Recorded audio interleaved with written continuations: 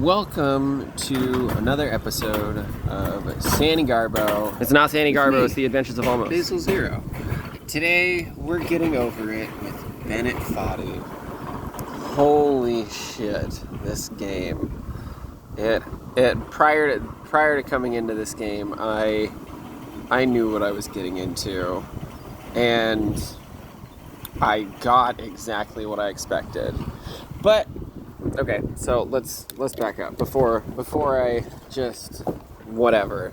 So, Getting Over It with Bennett Foddy is an indie game in which you play the torso of a person stuck inside of a kettle pot, and you are climbing a mountain with the help of a sledgehammer.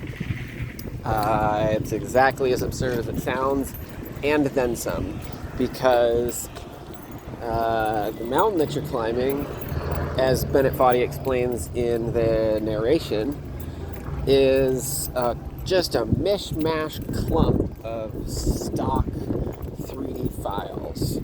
And there's shipping containers and rocks and trees, and it's very windy out here, and it's very frustrating.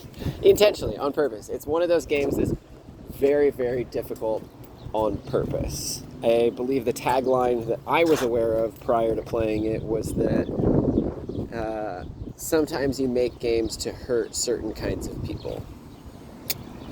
Getting Over It with Bennett Foddy. I can't say that I recommend this game as a game, but as an experience, I totally recommend it.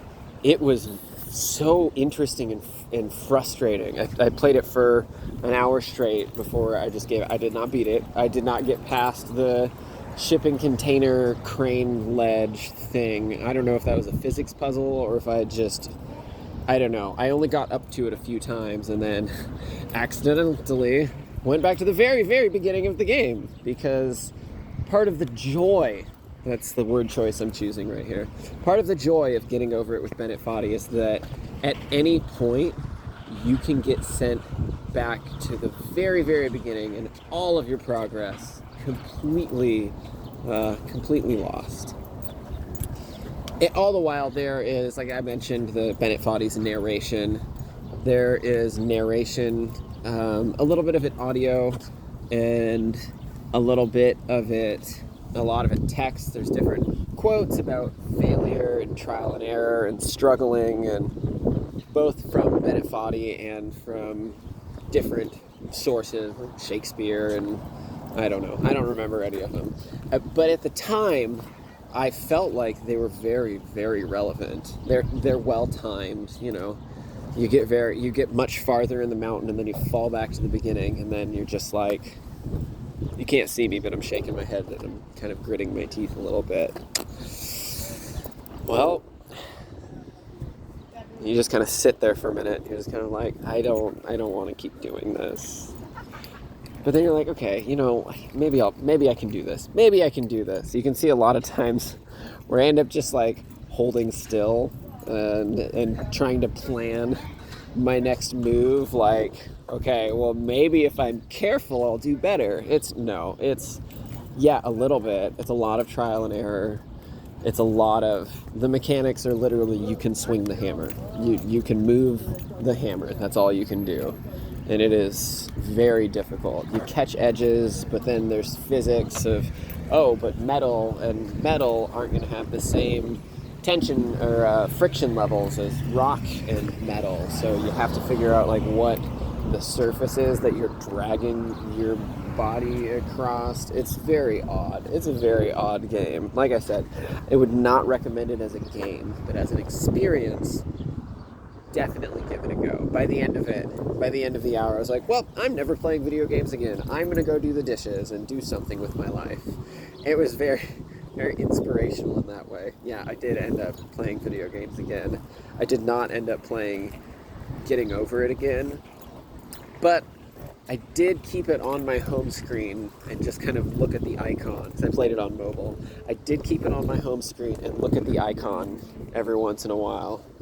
And I just kind of thought, You're right, Bennett Foddy. Sometimes things are just piles of mishmash put in my way for absolutely no fucking reason. And if I choose to climb those piles of mishmash, good on me. And if I fail, who cares? And if I succeed, kind of also who cares? Honestly, it was actually an inspirational experience for a lot of creative things that I'm doing, in so much as looking at why you're doing things and what it means to accomplish things. It just kind of puts a level of perspective to the whole trial and error and fail and retry. I don't know what else to say about this game. I will link the video that I saw. I don't remember where it was from. I hope I can find it again. The video that I saw that inspired me to play Bennett Foddy, Getting Over It with Bennett Foddy, I'll post in the description. But for now, I'm gonna get over. I'm gonna get out of here because I'm over it. Thanks for joining me. Okay, thanks. Bye. You know, you have a memory of a game, and then you edit the video. Oh, fuck. It was so stressful editing this video and watching myself just fail over and over again. So eventually I reset the game and I was like, well, maybe I'm supposed to go left. Oops. Nope. I'm done. Okay. Now I'm actually going to be done. Thanks for joining me for the Adventures of Almost. I'm Basil Zero. Okay, thanks. Bye.